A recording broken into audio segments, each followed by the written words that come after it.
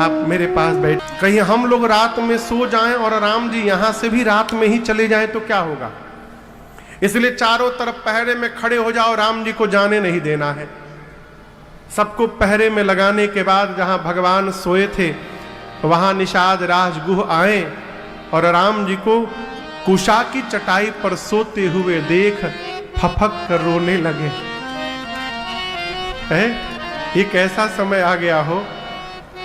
कय नंदिनी मंदमती कठिन कुटिलपन की, जेहि रघुनंदन जानकी, सुख अवसर दुख दी। निषाद राजगुह ने कैकेयी मैया को बहुत भला बुरा कहा। कैकेयी जी ने ये कौन सा काम कर दिया। जिन राम जी के जीवन में सुख का क्षण आने वाला था उन्होंने दुख का बीज रोप दिया। रघुवंश रूपी वृक्ष को जड़ से समूल काटने के लिए आज कैकेयी कुल्हाड़ी बन गई है। लगे भला बुरा कहने। लक्ष्मण जी दूर बैठे थे पहरे में। लक्ष्मण जी ने निषाद राजगुह से कहा, भाई साहब प्लीज कम हियर, इधर आइए तनिक, आप मेरे पास बैठिए 2 मिनट। क्या बोले आप। मेरी मां कैकेयी ने राम जी को दुख दिया है। अच्छा आपसे एक प्रश्न पूछ रहा हूं, जिसको दुख होता है उसको नींद आती है क्या। बोलिए, नींद आती है जिसको दुख होता है बहुत। नहीं आती। निषाद जी बोले नहीं आती। लक्ष्मण जी बोले भैया तो चकाचक सो रहे हैं, आप कह रहे राम जी को दुख है, इनको दुख होता तो नींद आती। और निषाद जी एक बात जीवन में स्मरण रखिएगा, संसार में कोई किसी को न सुख देता है न कोई किसी को दुख देता है। हम अपने द्वारा किए हुए कर्म से सुखी होते हैं और हम अपने ही द्वारा किए हुए कर्म के परिणाम से दुखी होते हैं।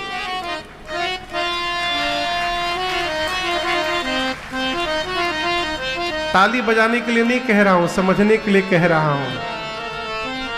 अमुक ने हमको दुखी कर दिया है, अमुक ने दुखी नहीं किया है।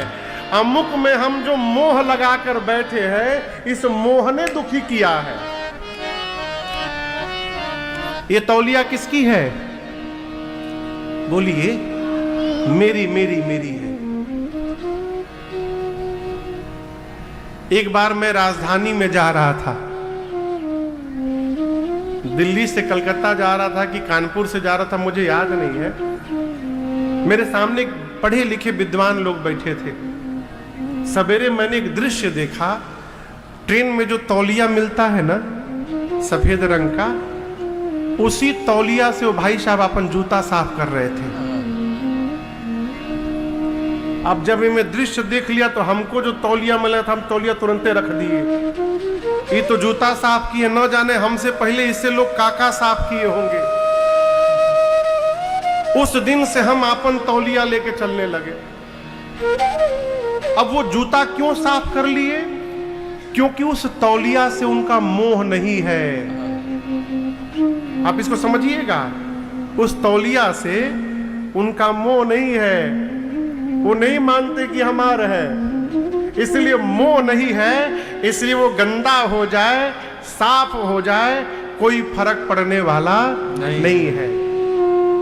जहां मोह लग जाता है यही मोह हमको हंसाता है और यही मोह हमको रुलाता है। और क्षमा करिएगा, लक्ष्मण जी कह रहे हैं इसी मोह की रात्रि में सब सोए हैं, सोकर सब सपना देख रहे हैं। मोह निशा सब सो अनिहारा। कैसा सपना देख रहे हैं महाराज, 1-2 उदाहरण मैं आपको सुनाता हूं। महाराज ये हमारा लड़का है, अभी 8वीं कक्षा में है। महाराज IAS बनाऊंगा इसको, IAS बन जाएगा ना महाराज, फिर मैं फ्री हो जाऊंगा और जहां जहां आपकी कथा होगी वहां वहां जाऊंगा। ये नहीं बना रहे हैं IAS, ये मोह बनवा रहा है। अब दर्शन करिए, यदि वो IAS बन गया तो हम सुखी हो गए, और आईएएस नहीं बना तो दुखी हो गए, हम दुखी हो गए। अब बाद में जीवन भर लड़का से कहेंगे तुमने हमको दुखी कर दिया। लड़के ने दुखी नहीं किया है, आपने जो सपना देखा था मोह में सो करके कि लड़कवा आईएएस बनेगा, सपना किसने देखा? हमने। तो हमने अपने आप को दुखी किया। ये जो सपना देखा जा रहा है यही सपना सुखी दुखी करता है माई बाप। इसलिए आनंद में रहना चाहते हैं तो सपना देखना बंद किया जाए। अपने कर्तव्य का पालन करिए, परिवार में पढ़ाइए लिखाइए, जो करना है करिए। मोह लगाकर यदि सपना देखा तो यही सपना एक दिन हंसाएगा और यही सपना एक दिन रुलाएगा। आपको एक घटना सुनाऊं मैं। एमपी में एक जिला है छिंदवाड़ा, एमपी में ही है ना, एमपी में नागपुर के पास छिंदवाड़ा। हो गया काफी समय हो गया, 4-5 साल 3-4 साल के आसपास हो गया होगा। वहाँ एक हमारी कथा एक बार वहाँ भैया है राजकुमार साहू जी, नरेश साहू जी, वो लोग 2017-16 में राम कथा कराए थे, बड़ा भव्य आयोजन। तो उस परिवार से बड़ी नैकट्यता है मेरी, तो उधर कभी जाता हूँ तो एक बार हो आता हूँ। तो 3-4 साल पहले मैं छिंदवाड़ा गया, तो गया तो भैया ने एक दिन का सत्संग रखा था अपने घर में ही, 300-400 लोग बैठे थे। तो सत्संग हुआ, सत्संग के बाद एक मैया मेरे से मिलने कमरे में आई आकर। उस समय आस्था भजन चैनल पर 20 मिनट सुबह राम कथा आती थी राघव जी की, 9 बजे से 9:20 तक सुबह में। अभी रात में 10:20 से 11:20 तक कथा आती है आस्था चैनल पर रात को। अभी मेरे पूज्य महाराज श्री की कथा चल रही है, वो जब पूरी हो जाएगी तो दिसंबर में 9-10 तारीख से फिर अपनी राम कथा शुरू होगी। एक कथा बाबूजी की, एक कथा लड़िका की, बारी बारी चलेगी उस पर। 10:20 से रात को 11:20 तक, उस समय सुबह आती थी 20 मिनट। तो एक माई आई कमरे में, प्रणाम की और बैठ के रोने लगी। बोले क्या हुआ मैया? बोले महाराज कथा ने जीवन बचा लिया हम लोगों का। बोले क्या हो गया? बोली महाराज एक ही लड़का हमारा, उसकी शादी किए और शादी के बाद न जाने क्या परिवर्तन हुआ उसमें। दिल्ली रहता है पत्नी के साथ, बच्चों के साथ, वहीं नौकरी करता है। 3 साल से आया नहीं हम लोग के पास यहाँ देखने भी, महीनों महीनों बात नहीं करता है। हम लोग इतने दुखी हो गए, पति पत्नी दोनों, वही सहारा था बुढ़ापे का। हम लोग इतने त्रस्त हो गए महाराज कि हम लोगों ने निर्णय कर लिया कि अब शरीर को शांत कर लेना है।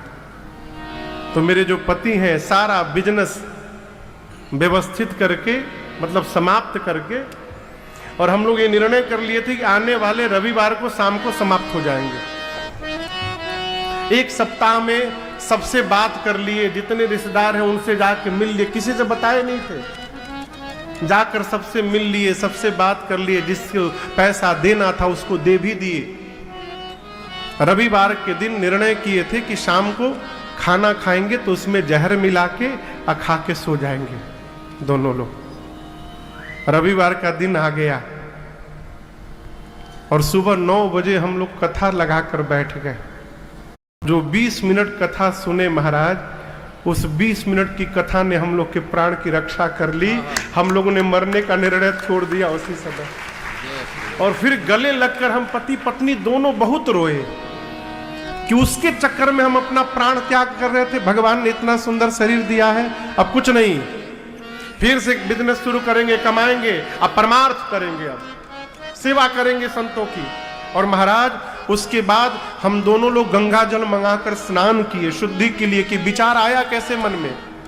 अब फिर बिजनेस शुरू किए और अब इतने आनंद में रहते हैं महाराज कि आप सोच नहीं सकते हैं। खूब भंडारा होता है, संतों की सेवा होती है, भजन कीर्तन होता है, खूब आनंद हो रहा है। ये क्या है? मोह से बाहर निकलिए, अपना कर्तव्य करते रहिए, जो करना है, जो होना होगा होगा। अमृत पी के नहीं आए हैं कि आप सबको ठीक कर दीजिएगा। यहां कोई परमानेंट नहीं आया है, सब टेम्पोररी अवस्था में है। ये भ्रम हो कि हम कभी जइबे नहीं करेंगे। कितनों पाउडर लगा लीजिए, क्रीम लगा लीजिए, महंगा महंगा cream, day cream, night cream, न जाने 50 तक। हम जब पढ़ते थे तो एक छोट क्रीम आवत था, उस समय रंग थोड़ा और सांवला था, इसलिए क्रीम लगाते थे। फेयर एंड लवली बहुत लगाए हैं सरकार। अब तो इतना तरह का क्रीम आ गया, भगवान मालिक है। अरे फेयर एंड लवली कोई फेयर हुआ, भगवान मालिक कौन फेयर हुआ होगा? वो चाचा भी रखते थे पॉकेट में, याद है? एक ठे हमारे परिचित है, उनका विवाह नहीं हो रहा था जल्दी, तो अपने पॉकेट में 3 चीज रखते थे। हम नाम नहीं लेंगे, नहीं तो हमारे लिए मुश्किल हो जाएगा। 3 चीज रखते थे, शीशा, कंघी और फेयर एंड लवली। सरकार कहीं किसी रिश्तेदारी में जाते थे तो गाड़ी से उतरते पहले कंघी शीशा लेके बाल झाड़ते थे और फेयर एंड लवली लगाते थे, फिर जाते थे। कहीं यहां बात बन जाए भी आके, कितनों क्रीम लगा लीजिए, झुर्री निकल जाएगी। तेल, चमेली, चंदन, साबुन, तेल, चमेली, चंदन, साबुन, चाहे लगा लो सेंट, जगत में कोई न परमानेंट, जगत में